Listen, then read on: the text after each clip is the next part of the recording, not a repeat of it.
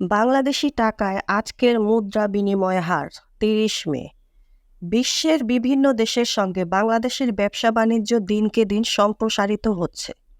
ব্যবসায়িক লেনদেন ঠিক রাখার জন্য তাই মুদ্রা বিনিময়ের পরিমাণও বৃদ্ধি পেয়েছে।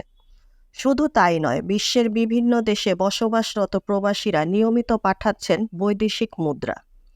লেনদেনের সুবিধার্থে বিভিন্ন দেশের মুদ্রার সঙ্গে ৩০ মে ২০২৪ তারিখে বাংলাদেশি টাকার বিনিময় হার তুলে ধরা হলো।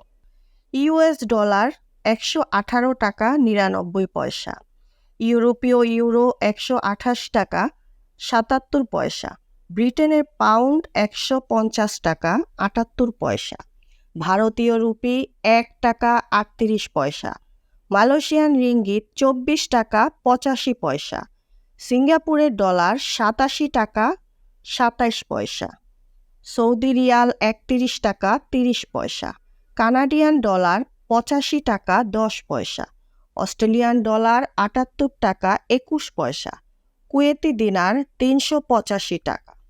যে কোনো সময় মুদ্রার বিনিময় হার পরিবর্তন হতে পারে।